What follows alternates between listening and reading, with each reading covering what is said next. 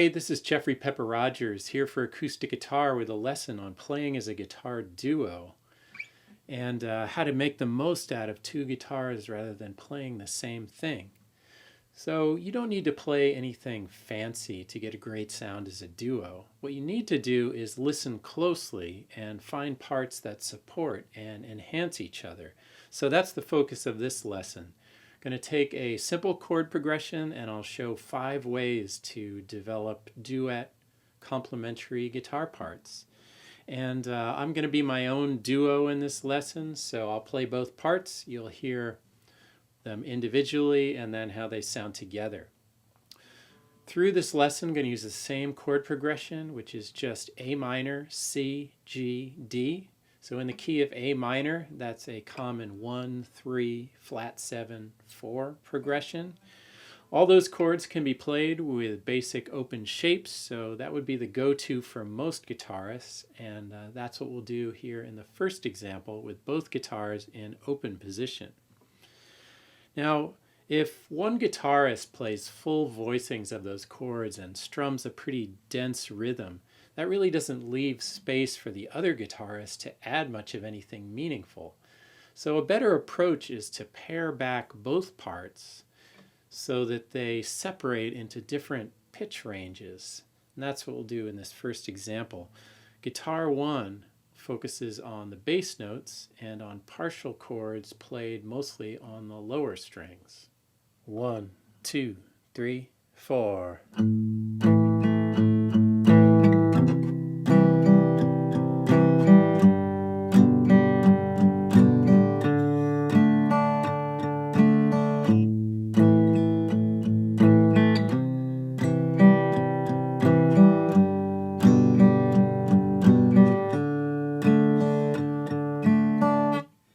In the second guitar, we'll add a pattern on the top 3 strings, just using the upper portion of the open chord shapes. While it's true that a single guitarist could play all the notes that we're playing here in 2 guitar parts, the effect really wouldn't be the same.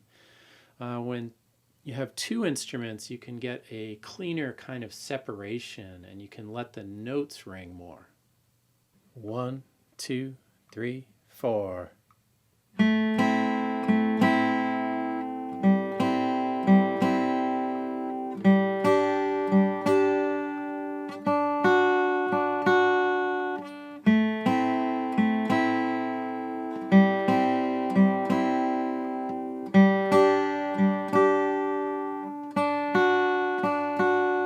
So now here are those 2 parts together. 1, 2, 3, 4.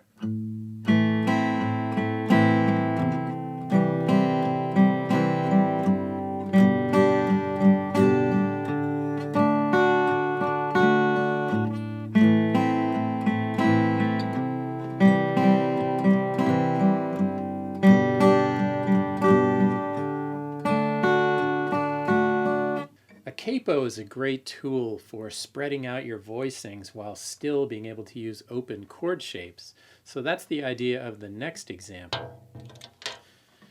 The guitar 1 part stays in open position again. 1, 2, 3, 4.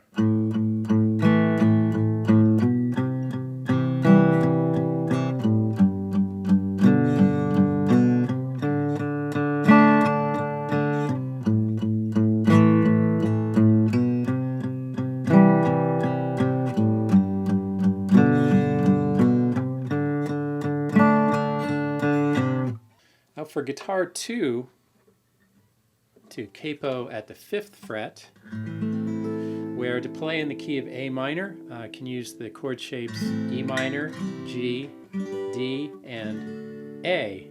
Now since the guitar 1 part is keeping time and covering the bass notes, that frees up guitar 2 to add flowing lines across the top strings. And the 2 parts are completely distinct. 1, 2, 3, 4.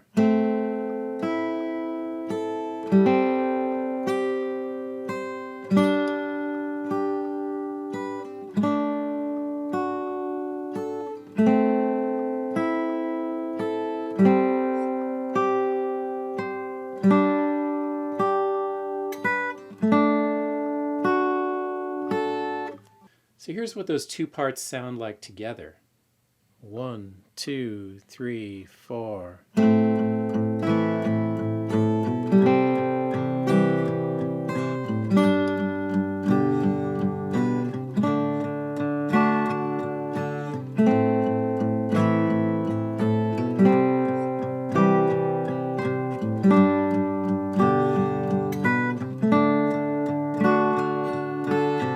As the last example suggests, you can build contrast in your duet parts not just by spreading out in terms of pitch, but by playing different rhythms.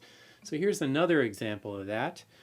This time, guitar 1 is in open position, using all staccato chords. So strum bass-heavy chord voicings and mute them quickly. 1, 2, 3, 4.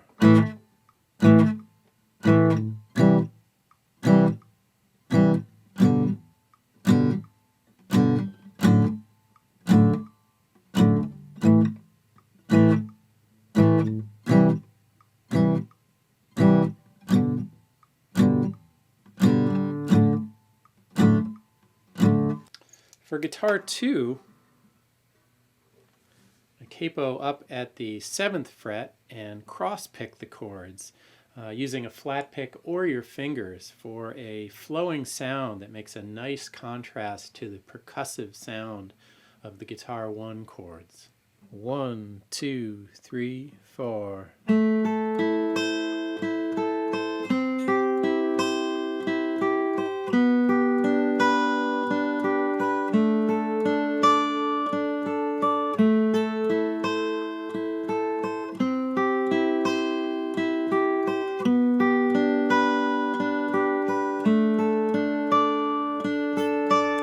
And here are those two parts together. 1, 2, 3, 4.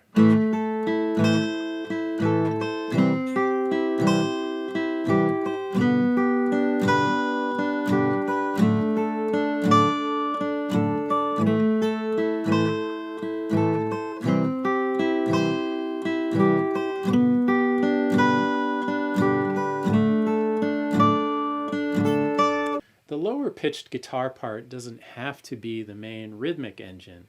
This next example reverses the roles of the last example. So the guitar capoed up the neck knocks out the chords and the basic rhythm, while the lower one adds the ringing cross-picked arpeggios. So here is guitar 2 capoed up at the 7th fret. 1, 2, 3, 4.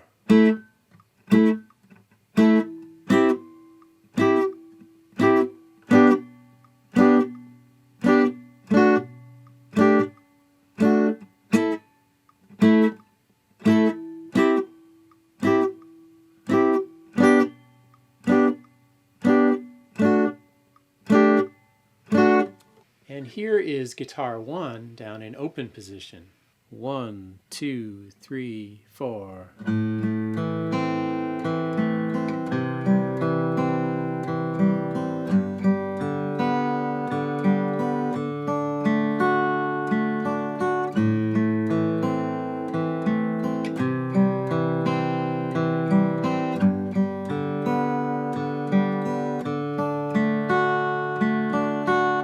And here are the two parts together. 1, 2, 3, 4.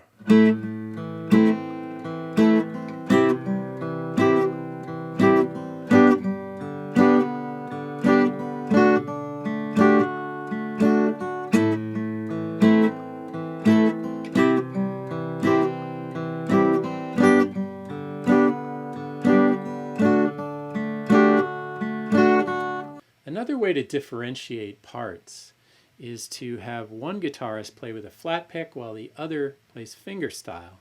And that's the idea behind the next example.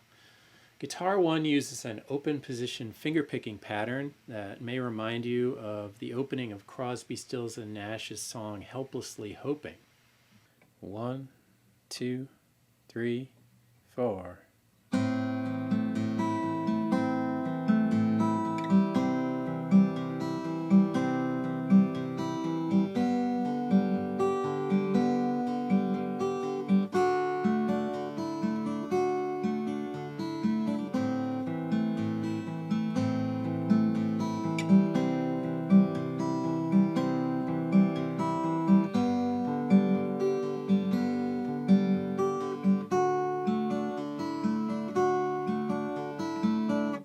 Guitar 2 is capoed at the 5th fret and plays mostly sustained chords.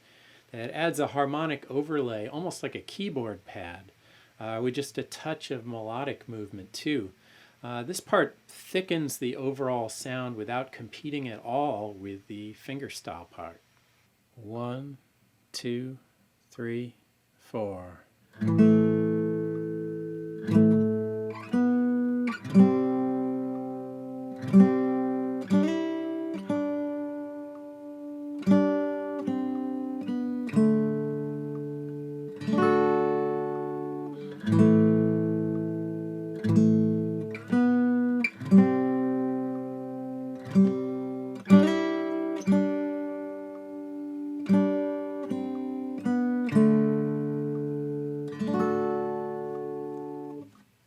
And here's what those two parts sound like together.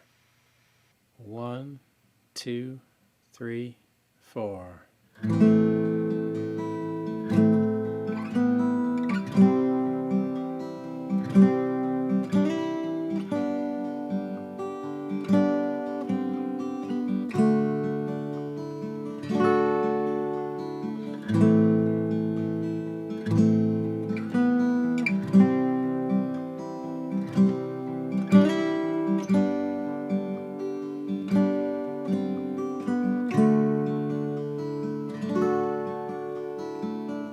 When one guitar is holding down the essentials of harmony and time, the second guitar can just go for melody alone.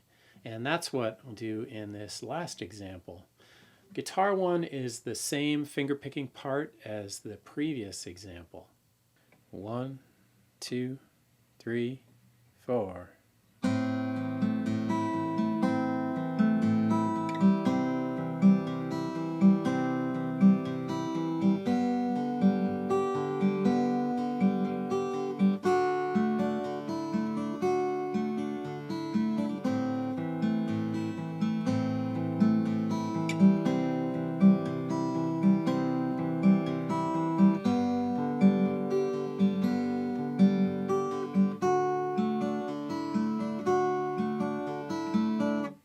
Now in Guitar 2, I'm going to add an up the neck melody that's harmonized in sixths.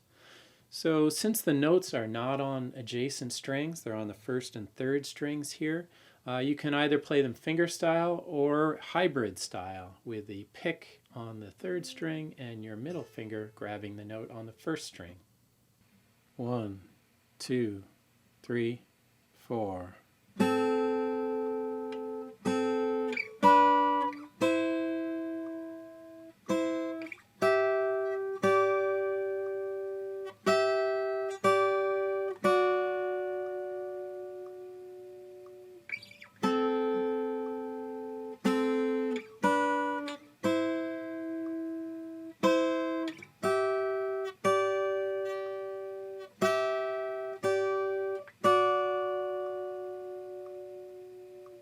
And here's what those parts sound like together.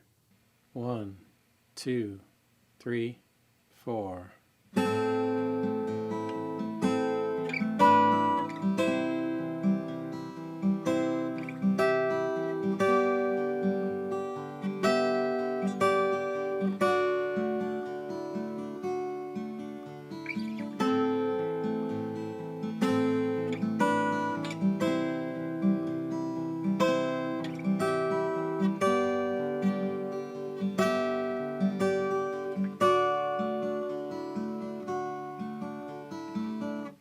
As you work with these types of approaches to duet arranging, eventually they'll become instinctive. You'll find yourself simplifying your part to leave space for the other player, or just reaching for lines and patterns that aren't already stated. It's all about listening and creating something that neither of you could do alone. Once again, for acoustic guitar, I'm Jeffrey Pepper Rogers. Thanks for watching.